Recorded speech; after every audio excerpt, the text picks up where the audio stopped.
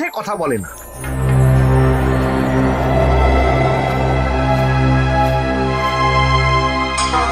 কি মন্ত্রী মশাই, আজকাল তো আমার কথা আর মনেই পড়ে না, ভুলে গেছেন নাকি? আরে না না ভগবান, তুমি হলে আমার তুরুপের তাস। ঠিক সময়ে ঠিক সুযোগ এলে তোমাকেই ডাকবো। একটু দেখবেন। হ্যাঁ হ্যাঁ, আরে নিশ্চয়ই নিশ্চয়ই। এই চলি রে, আবার রাজসভায় যেতে হবে।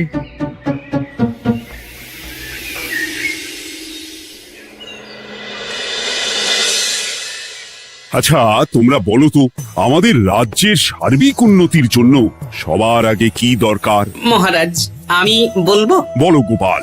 সততা আর শিক্ষা, এই দুটো জিনিস মানুষের মধ্যে থাকলে রাজ্যের উন্নতি কেউ আটকাতে পারবে না মহারাজ। একদম ঠিক বলেছ পণ্ডিত, তুমি তো শিক্ষার কাণ্ডারি। তুমি কি বলতে চাও এই ব্যাপারে?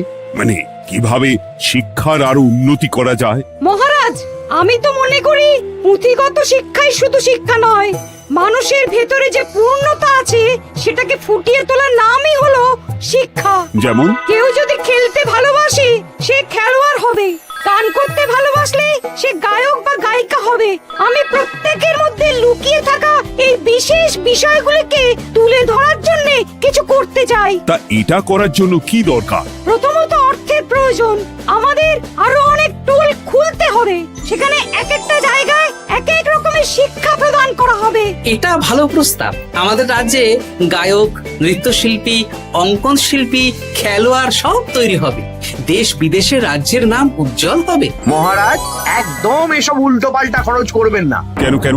মহারাজ, রাজকোষে প্রথমত বেশি অর্থ নেই, যে কোনো সময় যুদ্ধ লাগতে পারে। তাই আমাদের উচিত প্রথমে এসব না করে কামান, গোলা, বারুদ, ঢাল, তরোয়াল এসব কেনা। ঠিকই বলেছ। কদিন ধরেই শুনছিলাম সীমান্তবর্তী এলাকায় ইংরেজ সেনারা নাকি ঘুরঘুর করছিল। পণ্ডিত মশাই, আপনার এই সব পাণ্ডিত্য অন্য জায়গায় ফলাবেন কেমন? এসব করে লাভের লাভ কিচ্ছু নেই। কাউকে যদি ইংরেজরা গুলি করে সে কি গান শোনাবে? হ্যাঁ, মন্ত্রীর কথায় যুক্তি আছে। মহারাজ, আপনি বরং পণ্ডিত মশাইকে কিছুদিনের জন্য ছুটি দিয়ে দিন। পণ্ডিত মশাইয়ের মাথার একটু বিশ্রাম দরকার। হ্যাঁ পণ্ডিত, তুমি বরং দিন 15 জন্য তীর্থে ঘুরে এসো। যথা আজ্ঞা মহারাজ।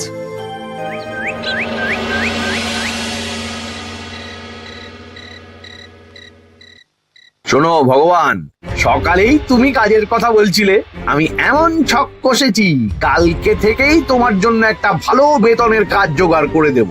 শুধু যা বেতন পাবে তার অর্ধেক আমাকে দিতে হবে, কেমন? রাজি রাজি।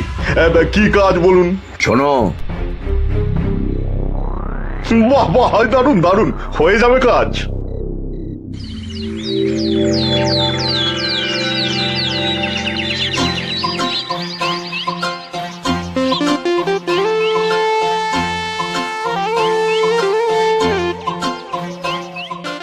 এই সকাল সকাল রাস্তায় ঘুরঘুর করছিস কেন?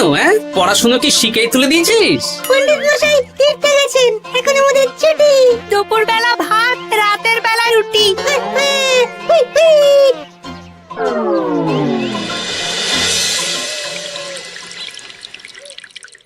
মহারাজ, গতকাল পণ্ডিতকে ছুটি দিলেন আর আজ পাঠশালার সব ছাত্রছাত্রী সকাল থেকে ঘুরঘুর করছে। এ কি, তাহলে তো মুশকিল। মুশকিল আসান করার রাস্তা আমার কাছে আছে মহারাজ। আমার সন্ধানে এমন একজন পণ্ডিত আছেন যিনি বহু ভাষাবিদ, অনেক পাণ্ডিত্য, দেশ বিদেশে শিক্ষাদান করেছেন। কিন্তু তাকে আমরা পাবো কোথায়?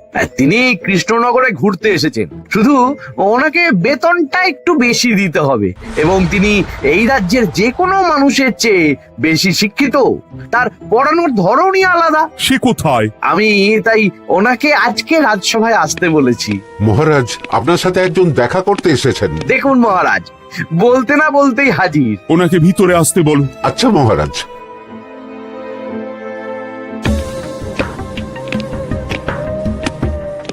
প্রণাম কৃষ্ণচন্দ্র, আমাকে আপনার মন্ত্রী ডেকেছেন তাই এলাম।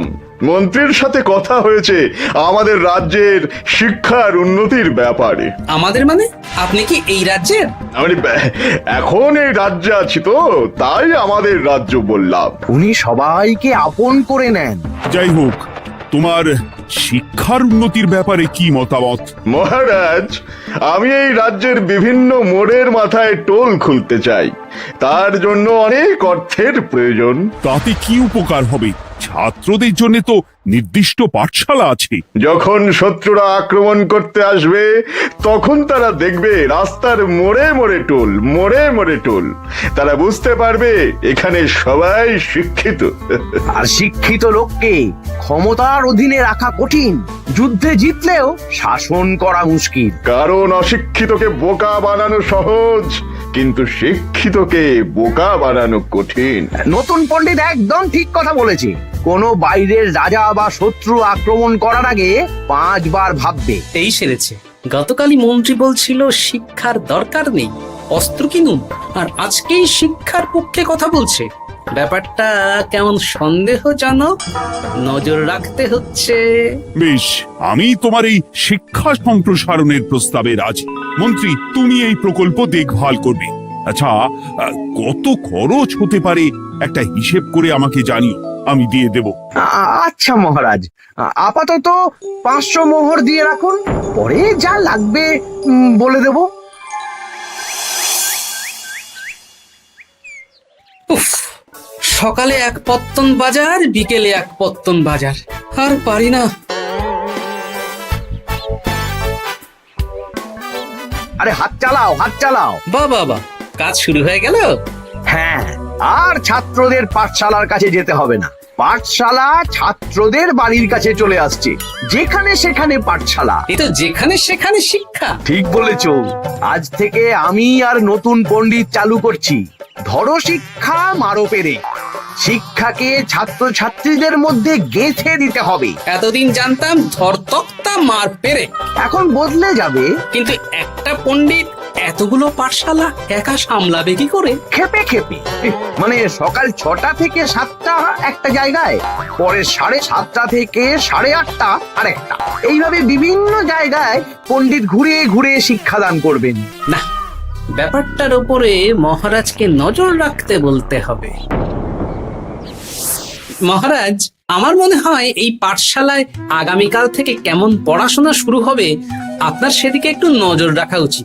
হ্যাঁ, দেখি আগামীকাল সকাল সকাল বিভিন্ন পাঠশালায় গিয়ে নজর রাখবো। আর হ্যাঁ, আমাকে নতুন পণ্ডিত একটা তালিকা দিয়েছে, কোন পাঠশালায় কখন পড়াবে সেটার তালিকা। আমিও যাব আপনার সাথে।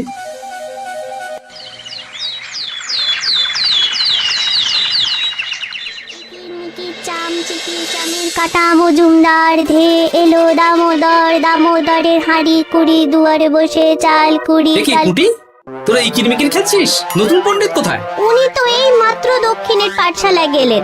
ন্যাপলা আর গুলটে আজ থেকে ওখানেই গেছে। ওদের দুজনের বাড়ি কাছাকাছি তো, তাই। আচ্ছা চলো তো গোপাল, দক্ষিণেই গিয়ে দেখি।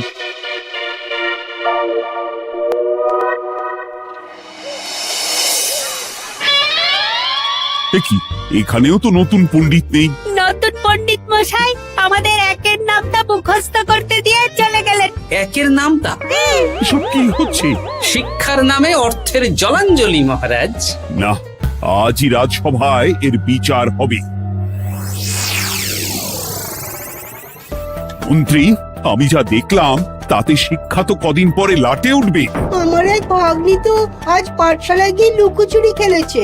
নামমাত্র পড়াশুনো আর বাকি সময় খেলা, এভাবেই বয়ে গেল বেলা। মন্ত্রী, এই তোমার নতুন পণ্ডিতের দৌড়। মহারাজ, একজনের পক্ষে এতগুলো পাঠশালায় শিক্ষাদান তো সম্ভব নয়। তার জন্য তো আরো পণ্ডিতের প্রয়োজন, আর তার জন্য চাই আরো অর্থ। আবার অর্থ? শুধু মহারাজের অতিরিক্ত অর্থ খরচ হবে বলে আমি আগে এই প্রস্তাবটা রাখিনি। বেশ, তা আর পণ্ডিত কোথায় পাবে? আমাদের নতুন পণ্ডিতের কাছে অনেক পণ্ডিতের সন্ধান আছে। উনি একটা হাঁক মারলেই সব চলে আসবে। বেশ, তাহলে তাই ব্যবস্থা করো। এভাবে শিক্ষার অবনতি আমি চোখে দেখতে পারবো না। আরো 300 মোহর লাগবে। পেয়ে যাবে। এ তো দিনে দুপুরে ডাকাতি। ব্যাপারটা ধরতে হবে, কিছু একটা ঘোট তো আছেই। আর নতুন পণ্ডিতদের যদি কোথাও একটু থাকা খাওয়ার ব্যবস্থা করা যায় তাহলে ভালোই হয়। রাজবাড়ির অতিথিশালা তো আছেই, ওখানেই না হয় ব্যবস্থা করে দেব।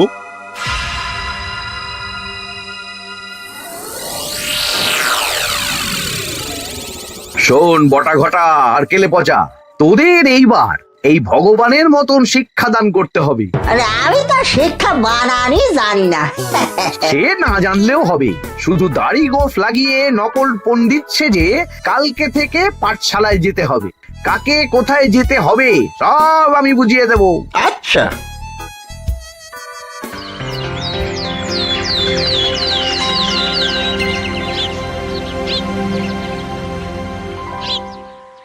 আচ্ছা বল তো, গতকাল তোদের বাড়িতে কি কি রান্না হয়েছিল? ভাত, মসুর ডাল আর লাউ ঘন্ট। লাউ ঘন্টের মধ্যে চিংড়ি ছিল? না, আজকে কি রান্না হবে? আজকে সকালে বাবা বাজার থেকে পাকা কাতলা এনেছে। কাতলা মাছের পাতলা করে ঝোল হবে। আর তোর?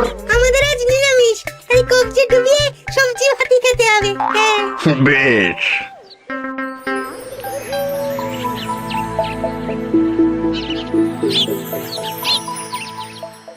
বল, আজকে তোরা কি কি শিখলি? আমি লাউ ঘন্ট। আমি সবজি ভাত। আমি কাতলা মাছ। কি বলছিস কি? আজকে তো পাঠশালায় এই সব আলোচনাই হয়েছে। এবারে ব্যাপারটা একেবারে সহ্য সীমার বাইরে চলে যাচ্ছে। দাদু, আমাদের আগের পণ্ডিত মশাই ভালো ছিলেন। উনি কোথায় চলে গেলেন? মন্ত্রী মশাই ছলে বলে কৌশলে ওনাকে তীর্থে পাঠিয়েছেন। না, এখন আমাকে মন্ত্রী মশাইয়ের উপরে নজর রাখতে হবে।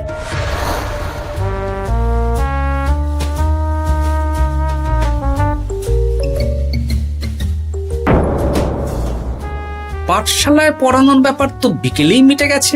রাজবাড়ির অতিথিশালায় না গিয়ে নতুন পণ্ডিত মশাইরা এদিকে আবার কোথায় যাচ্ছেন? সাথে মন্ত্রীও আছেন, ব্যাপারটা নজর রাখতে হবে। তাড়াতাড়ি চল। চলুন চলুন। এদিকে তো বটা ঘটার বাড়ি, এদিকে মন্ত্রী মশাই কোথায় যাচ্ছেন?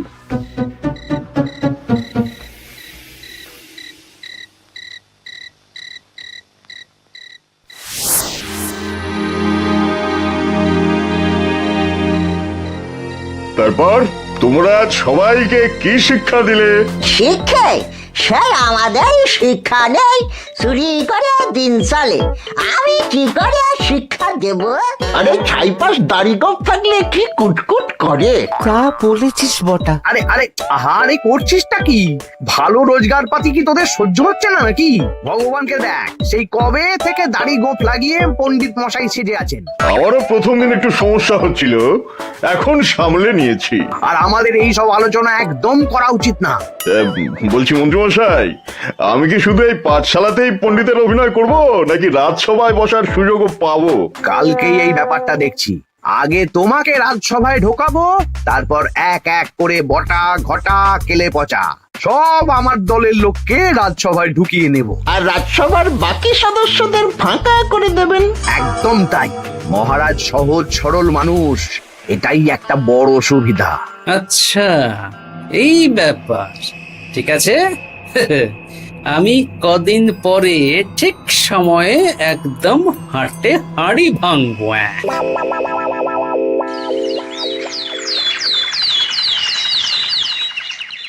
তাহলে মন্ত্রী, আর কোনো সমস্যা নেই তো? না না মহারাজ, এখন আর কোনো সমস্যা নেই।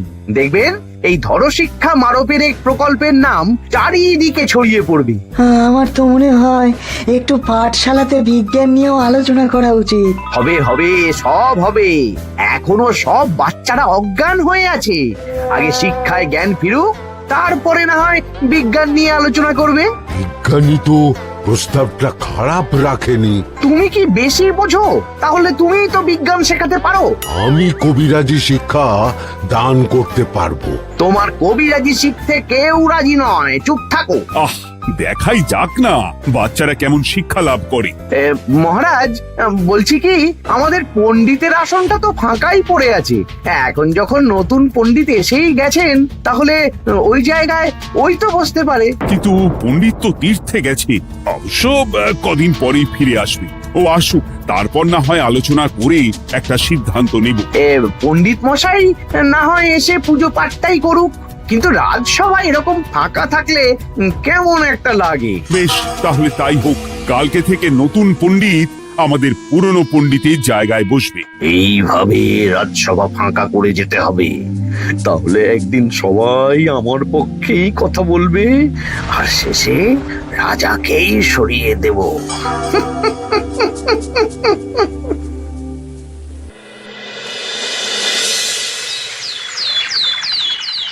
মহারাজ, সর্বনাশ হচ্ছে চারিদিকে।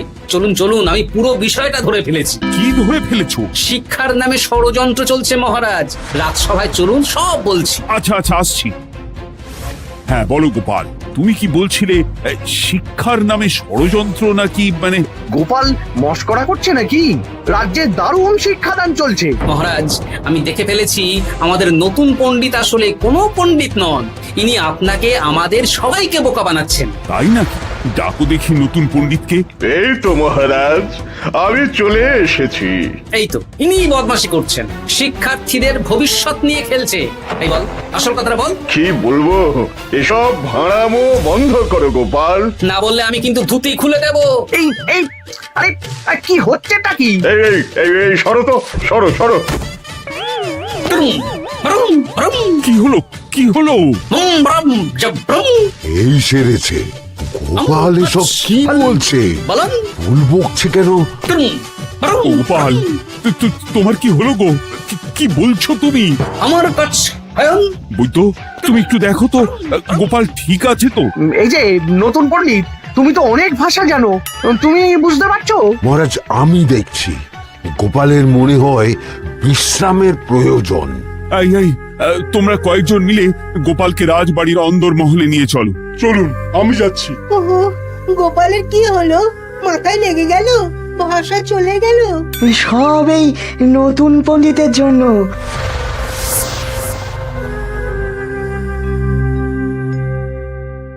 আম ভাল খাচ কাচ হায়ন আম মাস্টার কাচ। মহারাজ, আমার মনে হচ্ছে গোপালের বাইরে থেকে কিছু হয়নি, ভিতর থেকে কিছু হয়েছে। নারী স্পন্দন, হৃদস্পন্দন সব ঠিক আছে। আমার বড় যাব ভ্রম। কিন্তু গোপাল কি ভাষা বলছে বোঝা যাচ্ছে না। নতুন পণ্ডিত, একবার চেষ্টা করে দেখো না। আমার কাছে হয় না। এসব তো আমি কিছুই বুঝতে পারছি না মহারাজ। আপনি যে এত দেশ বিদেশে ঘুরেছেন, আপনি বুঝতে পারছেন না? এ আমার এখতিয়ারের বাইরে। তোমার বাকি পণ্ডিতদের নিয়ে আসো তো, যারা পাঠশালায় পড়ায়। আমি বুঝতে পারছি না, এই বটা ঘটা কেলে পচা কি বুঝবে? আমার বড় যাব ভ্রম। চপ করো ঘট, নল খাবো মরব। তাই কিছুই তো বুঝতে পারছি না। রাজসভায় কাউকে না দেখতে পেয়ে এখানে এলাম। ওই তো আমাদের পুরনো পণ্ডিত চলে এসেছে। শুনলাম গোপালের নাকি কি হয়েছে। এই পণ্ডিত, তুমি দেখো তো গোপালের নতুন ভাষা উদ্ধার করতে পারো কিনা। কি গোপাল, তুমি কি ভাষায় কথা বলছো? আমার মতর ভাষ কথা বলো। ওই দেখো আবার কি সব বলছে। আমো বোঝো তো পড়ছো, সবার সাথে মস্করা করছো। তমো ঠক ধরছ। হ্যাঁ, এই পণ্ডিত, এটা কি ভাষা? ঘাবড়াবেন না মহারাজ, এটা পাতি বাংলা ভাষা। বাংলা ভাষা? গোপাল শুধু আকার ইকার উকার আর বেশিরভাগ স্বরবর্ণ বাদ দিয়ে কথা বলছে। মানে গোপাল তম কছ কছ বলো। আমার নাম গোপাল ভর। মহারাজ, গোপাল বলল আমার নাম গোপাল ভর। আমার অত বকন মহারাজ। এর মধ্যে আকার ইকার উকার এসব বসিয়ে দেখুন তো কি হয়। আমার নাম গোপাল ভাঁড়। আমার নাম গোপাল ভাঁড়। অত, আমি অত, বকা বোকা, নই মহারাজ। মহারাজ, আমি অত বোকা নই মহারাজ। এই তো সুন্দর ধরে ফেলেছেন। কি কেমন দিলাম? দেখলে, আমাদের রাজ্যে মন্ত্রী ধরে আনা পণ্ডিতের পাণ্ডিত্য। সব এক একটা গাধা। হ্যাঁ, এ কি ভগবান, বটা ঘটা কেলে পচা। মহারাজ, এখান থেকে কি বুঝতে পারলেন? কি? শিক্ষার বাইরেও অন্যভাবে সমস্যার কি করে সমাধান করা যায়। তাও শুধুমাত্র উপস্থিত বুদ্ধি দিয়ে, যেটা আমাদের রাজপণ্ডিতের আছে। তা তো দেখতেই পাচ্ছি। আর সেই জন্যেই মন্ত্রী ওনাকে সরাতে চেয়েছিলেন, আর কিছুদিনের মধ্যে সব সভাসদদের সরিয়ে দিতেন। আমি সব মতলব শুনেছিলাম, আর এই দিনটার জন্য অপেক্ষা করছিলাম। আজকেই তো পণ্ডিতের তীর্থ থেকে ফিরে আসার কথা। তাই আজকে এই ছোট্ট নাটকটি করলাম। এবার মন্ত্রী আর এই 4 জন নকল পণ্ডিতকে আচ্ছা করে কারাগারে গিয়ে ধোলাই দাও। ধোলাই হলো ওনাদের জন্য উপযুক্ত এবং উচিত শিক্ষা।